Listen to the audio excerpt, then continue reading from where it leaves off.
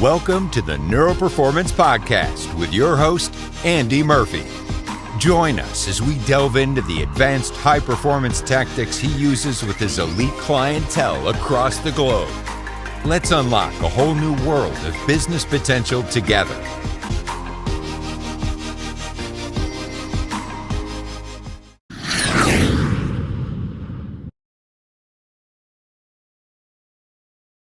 What is anchoring you already, everybody? Okay? What people, places, and things light up pain or light up pleasure? Okay? So we're just going to start to open your brain up to start to you becoming consciously aware of what's automatically playing or anchoring or triggering you, okay? Welcome to the Neuro-Performance Podcast with your host, Andy Murphy. Join us as we delve into the advanced high-performance tactics he uses with his elite clientele across the globe. Let's unlock a whole new world of business potential together. What's going on, Neuro-Performers, and welcome to episode 432. Hope you're amazing. Hope life is beautiful. And I hope you're listening to these previous episodes. Obviously, if you're a long-time listener, you know that we've just got going again, a month or so ago with the Neuro-Performance Podcast. But we've been going a long time, right? Got over 3 million downloads, over 400 episodes, and some world-class guests. And yeah, I'm excited to get all these new guests on the show. They're pretty cool. Some of them are not famous, to the general population, but they're very famous in their niche or niche, depending on where you're from, community, and that's really the power of everything.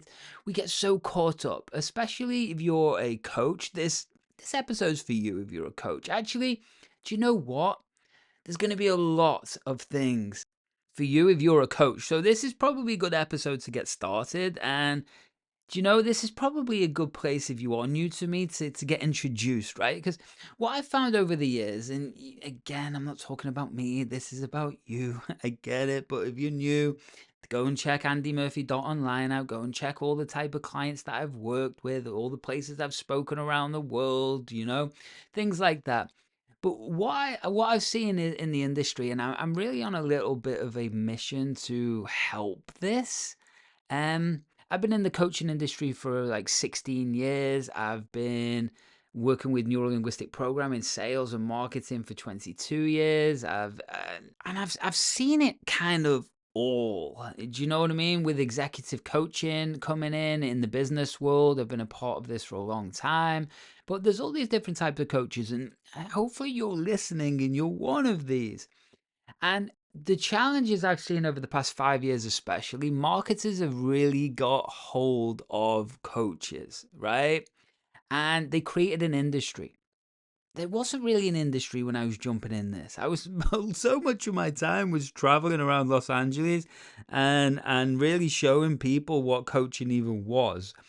And it's now a thriving industry and a massively ever growing industry. And I love it. I think it's really important. I really do.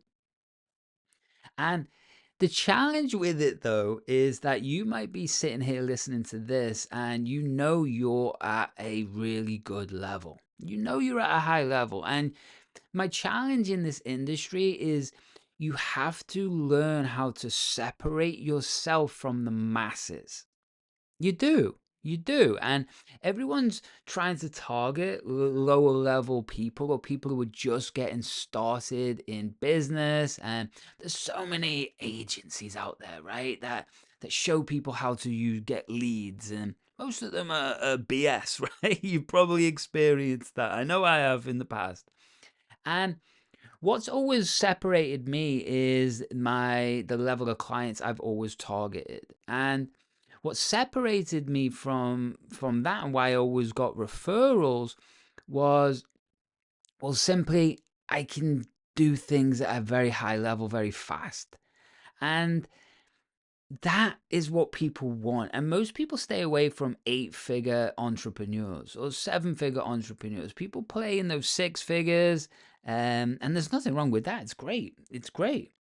But everybody wants to be able to help the highest end people because that's who pay the most. And it's true. It's absolutely true. I built my career on it. And to get those results, you need a high level skill set. Do you know what I mean? And unfortunately, most people and most coaches get so caught up in marketing that they hold themselves back. They really, really do. And you might be doing that too because you've gone through the lead generation strategy. Maybe you've built your personal brand and all of those things are good, but you also aren't getting the results that you thought you should. And often the lead generation strategies, they work. They really do. Whatever you're doing, it probably works.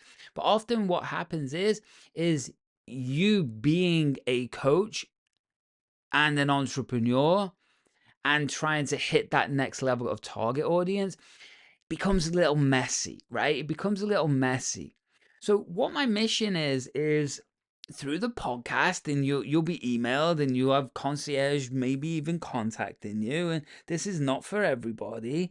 And I just on a mission to really help those people or those type of coaches that really want to separate themselves from the pack, know they're at a high skill level, but want to take it to a whole new skill level and want to really know how somebody like me is able to work with the type of clients that I have and how have I built my career on that.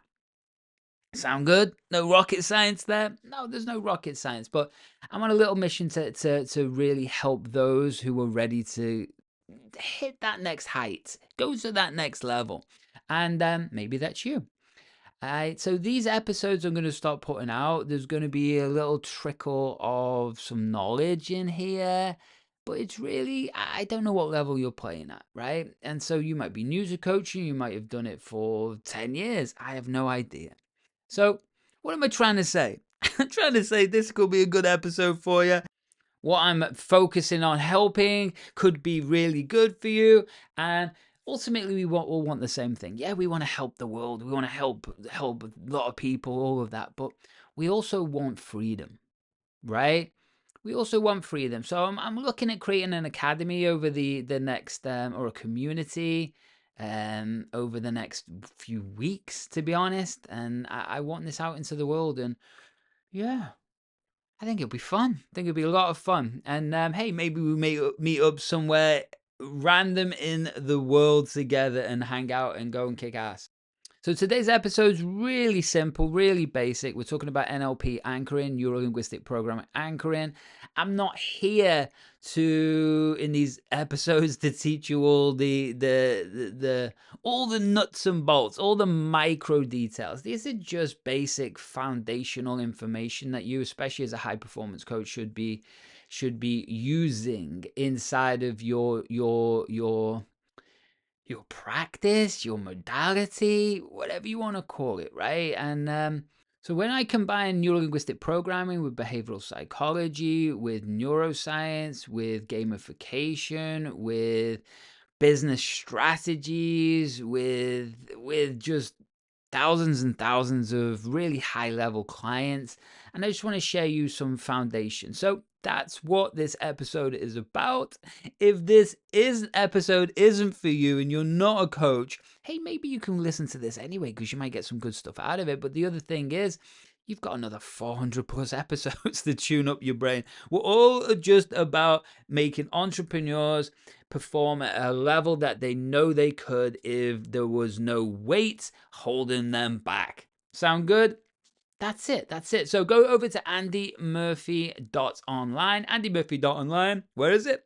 andymurphy.online to jump into the Neuros newsletter, get on the community. I'll let you know what's going on soon.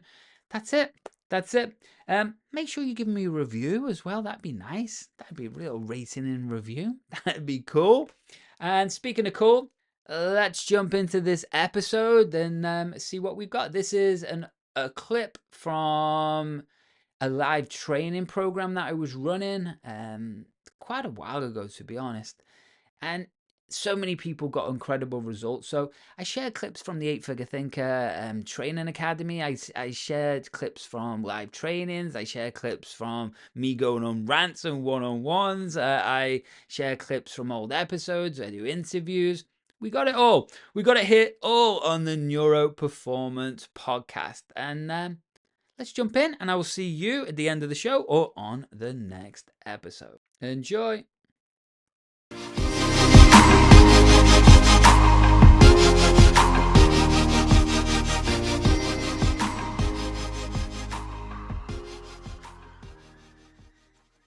What's going on, everybody? So here we are, week 4. It's going fast, it's going furious, but hopefully everything's starting to layer together now. It's all starting to make sense. The state changing, the interrupts, it's all starting to click. The self-talks all coming together. You're doing the routines. You're seeing when you're feeling good. You're seeing when you're not. You're catching these things. You're changing stuff. You're recognizing this language in other people's now, right? So all of these things are what layering together bit by bit to make you into the 1% performer. So today's a goodie. Today is we're going to introduce a concept, and I'll pull my slides up in a second. This is something that has changed my life radically, massively. I use it in every area of my life. I use it every single day. And it's genuinely, I would say, it's probably the biggest thing in mental performance. If you understand it, that will make the radical difference. So I'm not going to shut up. I'm just going to pull my slides up. So today, we talk about a few things, but we talk about anchoring. Okay, so we move into a neuro-linguistic programming concept called anchoring. Now, remember, I'm pulling lots of different stuff and information from neuroscience. We're pulling it from behavioral psychology, neuro-linguistic programming, all over the place, right? And just my brain. But week 4, anchoring, and the second part to it is intuition, but intuitive drive. As an entrepreneur, salesperson, and everything else, we really have to tune into our intuition. I'm going to give you a full lesson around that because that's truly the thing that makes the difference, including people like Richard Branson, for example, who made, I'm going to get the stats slightly wrong, but it's about 90% accuracy of his hirings inside of his companies. Not from resumes, not from anything, just from pure intuition. And he's always been 90% correct. So that's how powerful it can be when we understand intuition and we start layering anchors together, okay? So this is what we're going to cover. So we're going to obviously do our review and metrics to make sure everybody's been moving forwards. Then we're going to go to what is an anchor. Then we're going to go to what is anchoring you, okay? Then we're going to look at how to set your power anchor up, and then we're going to move into something I call the heart brain. This is deep neuroscience. It's the most radical thing that I do with clients, and they don't realize what I'm doing, but this is what we're doing, and you're going to find out all about it today.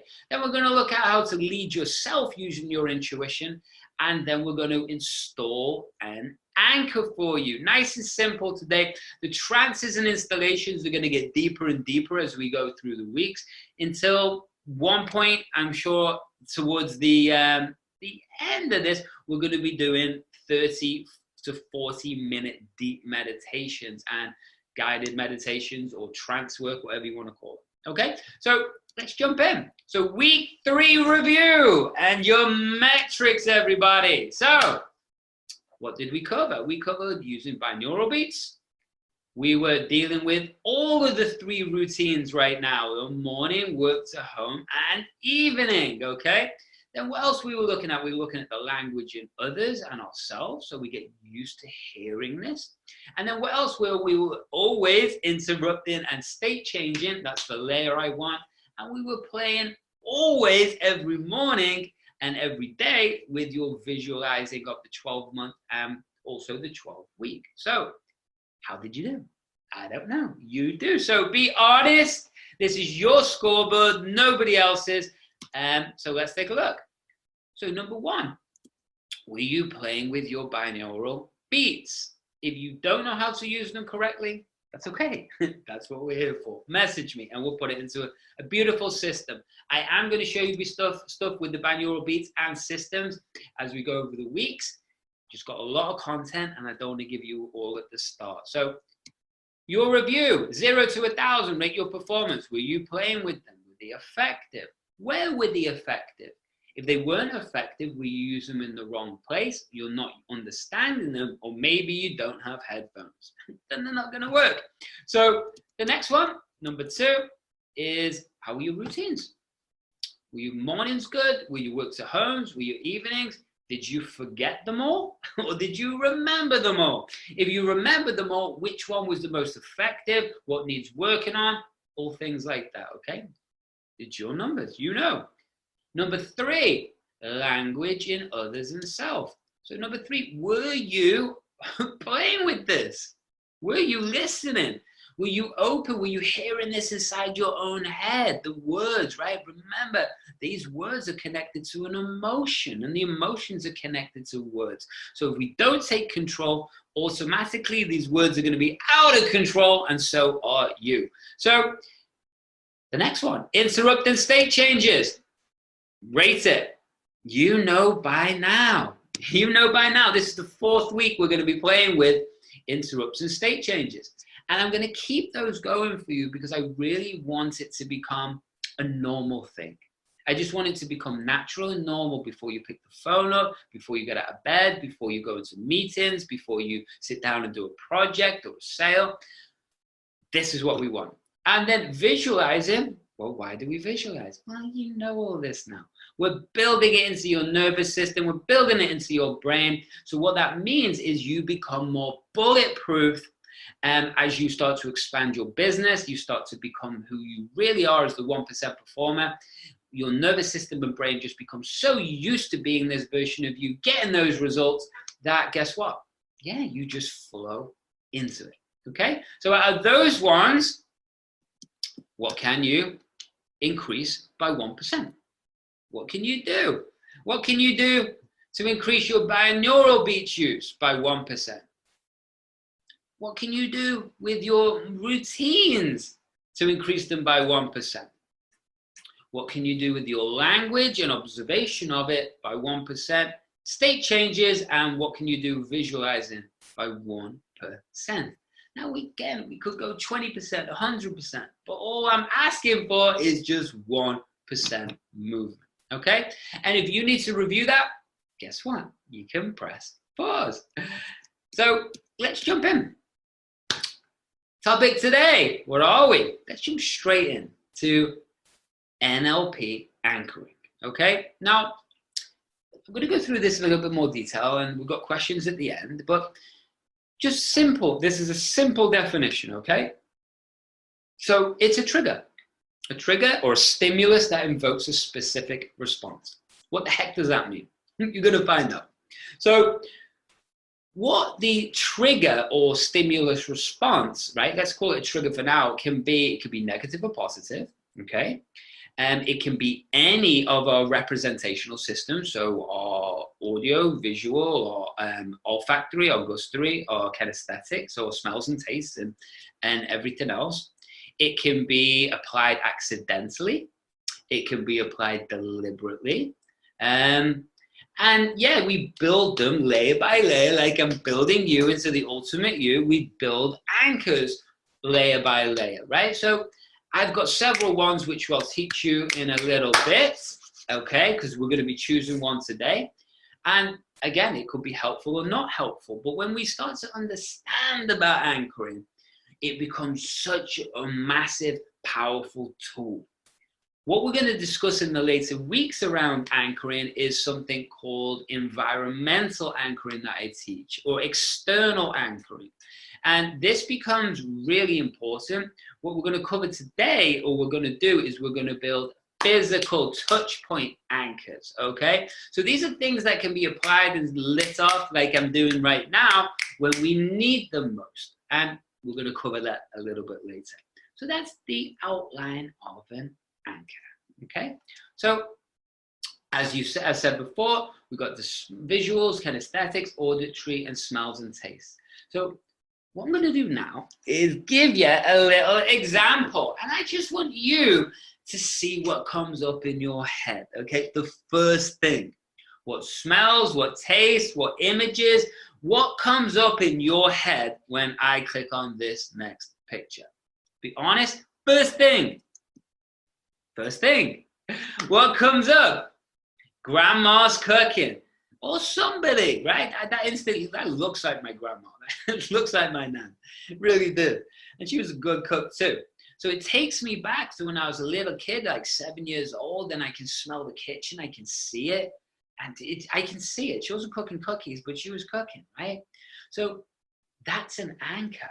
Just to give you an example, we all have those triggers or points that light our brain up and take us back to a specific memory. Now, I'm just explaining this because we're going to use this in a performance enhancing way by the end of today. But what about this one, the next one? A rave, right? Dance parties or whatever it is. It could be a rock concert, whatever it is. But for you, what comes up when you think of music? Is it a specific gig? Is it a night? Is it good? Maybe it's negative. Maybe it's not a good night that comes up, right? But what is it that comes up? Because you could play a piece of music, right? It might take you back right to that moment in time, you know, where you first heard that music, or it was embedded in your head, right? It could be a DJ, it could be a band, could be you at home. But whatever it is, right? It could be a smell, could be a taste, could be someone's voice, right? Could be a specific person. All of these things connected to music or raving or whatever you want to call it, that's an anchor, right? What about the one below it? Look at that image. There it is, the ocean's in front of you. You can see the sand, it's beautiful, you're all set up there. Does it remind you of a holiday or vacation? Right? Maybe the vacation was amazing. Maybe it's reminding you that you need to go on one. I don't know. But what comes up, okay? Is there a specific scene from that vacation or holiday that pops up? Is there a person that you spent it with? Is there the way you travel, the food, you get the idea, right? So all of these things start to become trigger points or anchors in our head, okay? And remember, visual, feelings, sounds, smells, and tastes. So all of these things create a representation in our brain, right? So this is where it stems from, okay? Now, I use it and teach it in a performance enhancing way, and a lot of people who teach this don't quite understand it, and they get it kind of wrong. I've spoke to, we're talking world experts around psychology and world experts around teaching performance, and they don't understand this stuff. And they teach this stuff, but they do not understand this stuff. They think the anchoring's taught like an external anchor. Like, I pick this pen up, let's have power to this pen. But we also have internals. I've just told you about internals. You could remember something from the past, or you could play a piece of music in your head. It'll take you right back to that memory, right? Or you think about someone, it takes you right back to that memory. So we can use these for performance enhancing internally and externally. It makes no difference. The only thing is easier for people, if we've got a physical thing we can grab, it's going to make us feel a certain way. But let me explain what that means, because we're going to build this into your brain. So that becomes something for you. So let me explain. Pavlov's dog. So to put this into nice and simple logic, dog, tuning fork, food, okay? It's not actually a bell. A bell is actually an urban myth. It was a tuning fork. So dog, tuning fork, food. So what would happen is that they'd put the food down, they'd ring the tuning fork at the same time, and what would happen is the dog would salivate and eat food. You repeat that sequence enough times, what happens is is you just have to bring the tuning fork to get the dog to salivate. And there is no food, okay? It might sound, well, what the heck does that mean? But that's how our brains condition ourselves. So let me explain a bit further. Yes, we can go into it, but I'll explain it quickly now. So, for example, why do you stop? Well, you should, but why do you stop at a traffic light that's on red at 4 o'clock in the morning? It's automatic. There's no cars around, you're good. But why do you stop? It's automatic. If I put my hand out, what do you want to do? Yeah, you want to shake it. Give you knuckles. What do you want to do? Give me knuckles. These are automatic, like society anchors that have been installed in you, right, by the way. So think about what else is going on in your head, in your life, that you're actually classically conditioned or you haven't anchored to, okay? So think about this. What is anchoring you already, everybody, okay? What people, places, and things light up pain or light up pleasure. Okay, so we're just going to start to open your brain up to start to you becoming consciously aware of what's automatically playing or anchoring or triggering you. Okay, so if I said the word negative, what is triggering you negatively? First thing that comes up, write it down. Could be the media, could be a person, could be whatever, but what's triggering you negatively? And what I mean by negatively is that you don't feel lit up.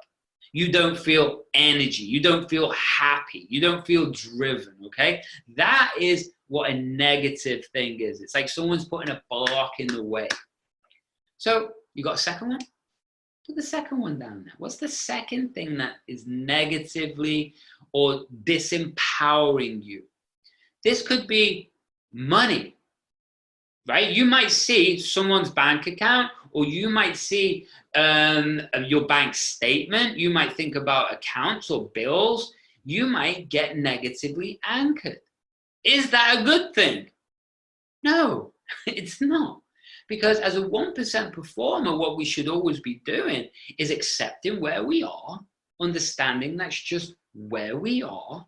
It's not who we are. I'll say that again, right? It's just where you are. It's not who you are. Who you are is who we're building. Who you were has gone. Understand that, right? So you were, okay, in the past, that's led you up to looking at your bills or whatever it is and being a little bit freaked out, right? Why? Because there's crap what happened in the past. But the other side of it is, no, the new you responds to it a different way. They're empowered by it because they take responsibility for all their money, accounts. They don't stray away from it. No, they own it because that means then they know what's going on so they can build more income and business. Okay? So, make sense? Good. Positively, what person, place, or thing lights you up positively? Meaning, you feel full of energy and happy and love when you see these people. Or person, or place, or thing. So, what lights you up? What lights you up?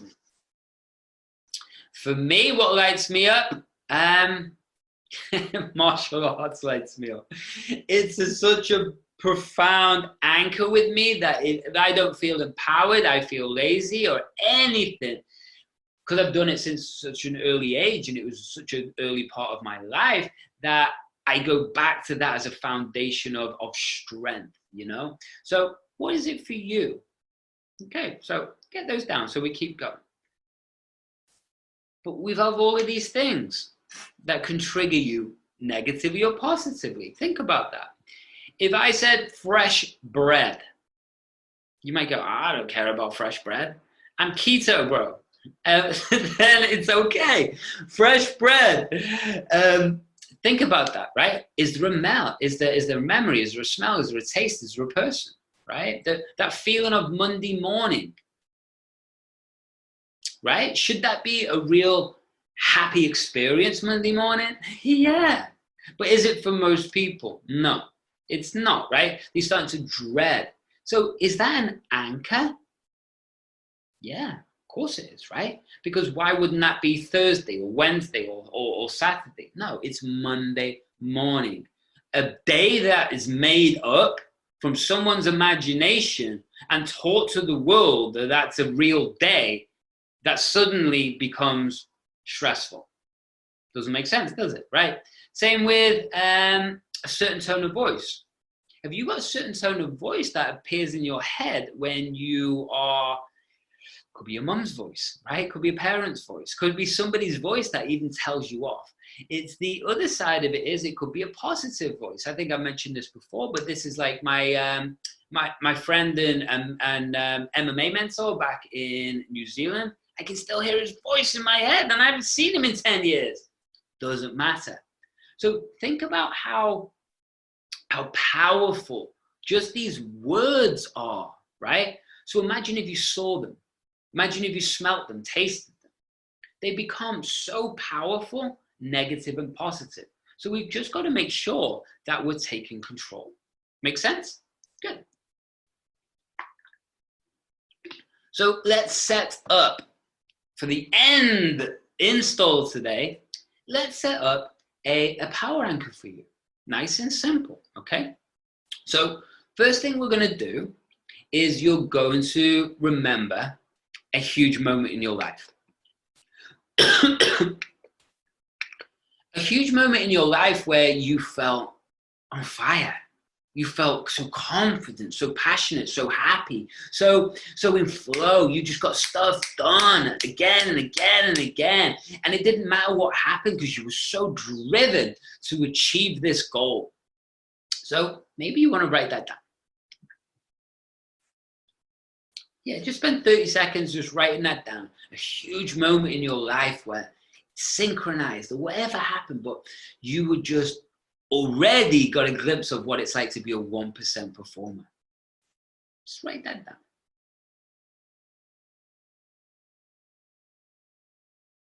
Beautiful. Okay, remember you can pause this. So a physical anchor. So let me explain. How it works is we understand states right now, right? And you understand alter ego. So you're good. You've been practicing this.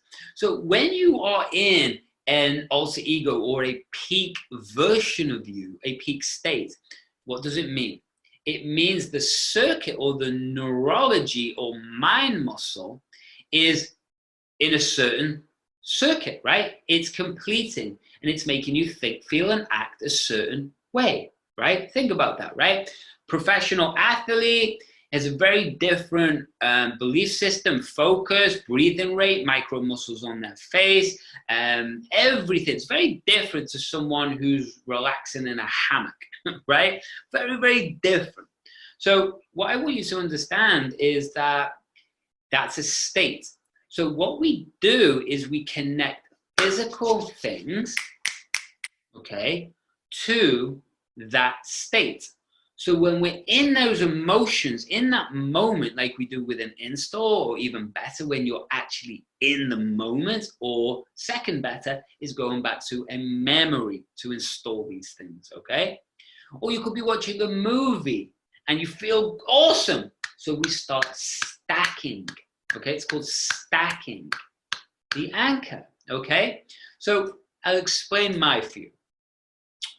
So I've had many different ones over the years, and remember, these are layered together hundreds of times over time, right?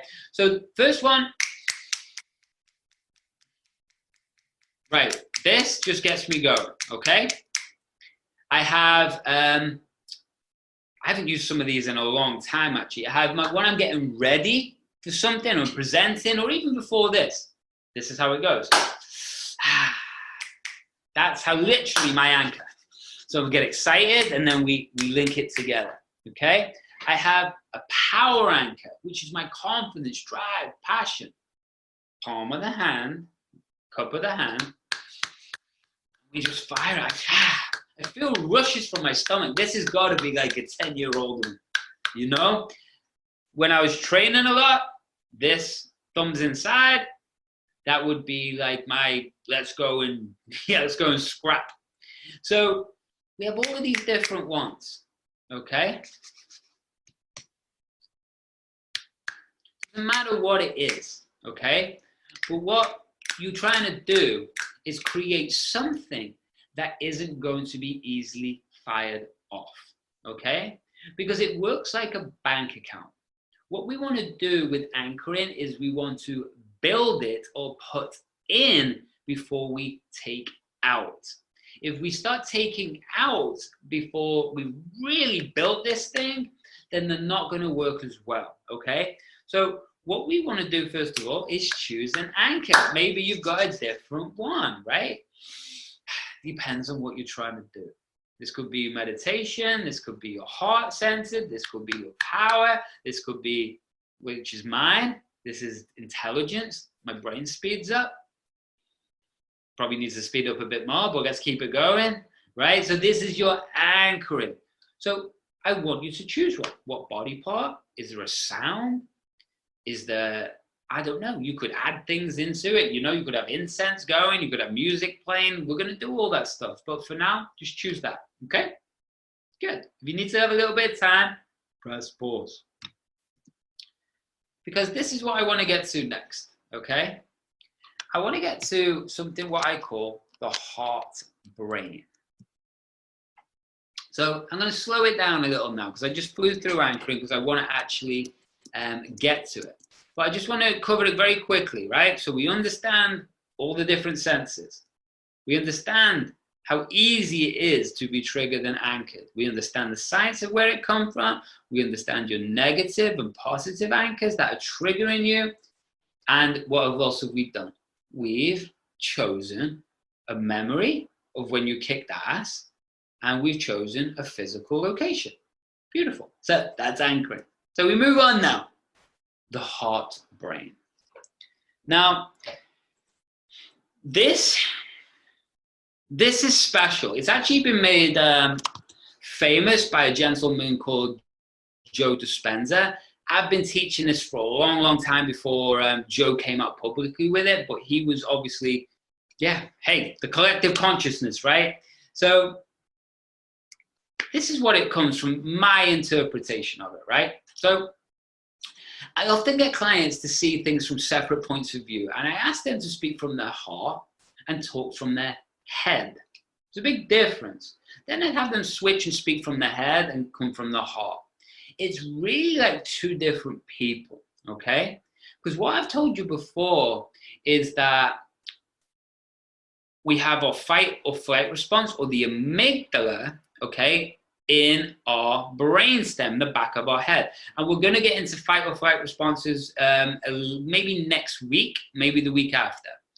And so what happens is when we're in our head or our reptilian system or the brainstem or the oldest part of us, it means we're in something called the limbic system, okay? So what that means is we're dealing with the oldest survival mechanisms of us, okay? Well, that means we can be anxious. It means we're looking to be, looking for danger all the time. So what happens is these things can be locked together or anchored to the future, to the past, to a memory, to money, to getting things done, right? All of this starts to create like a world. And that can become a massive problem when they need to drop into flow, when they need to really perform at any time, anywhere. Because if the pressure's coming and you're stuck in your amygdala or your fight or flight response, you're going to be very reactive. You're not going to make confident decisions. You're not going to make decisions that are going to empower you. What you're going to do is make decisions out of scarcity or lack, okay? So that's your head. The opposite way is coming from what we call your heart brain, okay? And think about this when we're in there, okay? And we'll teach you the science about it in a second more. But when you're in your heart, think about this, right? When you're talking to someone you really love, are you in your head? No, you're in your heart, okay? And so that means the communication's differently. Even the tonality, the pace, the pitch, the timbre of your voice is different, right? The words that come out your head, how you communicate, even how your physiology and your body is, even how you respond to the person, even if they were angry, you'd be responding very differently. You're very intuitive. Your decision-making process is much cleaner and you're present. That's what the heart brain does. And I'll explain more about that in a moment, but that's how I've got like high-level executives to really make decisions fast, or traders in finance to be able to, instead of, I don't know what to do, no, they go into flow. It's a very different thing. And we want to be able to live here. Does that mean we want to switch off the amygdala or the fight or flight response? No, we need it. We definitely need it. You standing on the edge of a cliff, if you didn't have a fight or flight response, you might just walk off, because why wouldn't you, right? So we want to make sure that we're aware of when the alarm system goes off, but we want to override it with a heart brain. Or you don't like the word heart brain, sounds a bit cheesy, then call it your chest brain.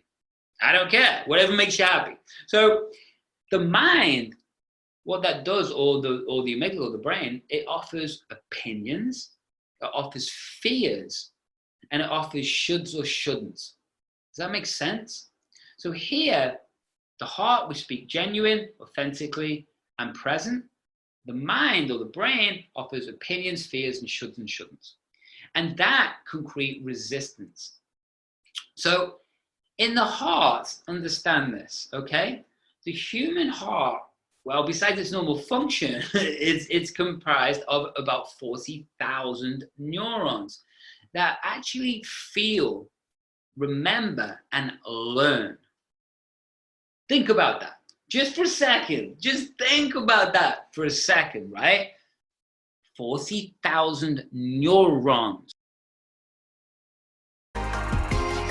That's all for this episode of the Neuroperformance Podcast. Thanks for tuning in.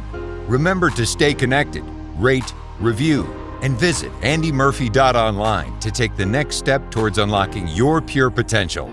See you next time.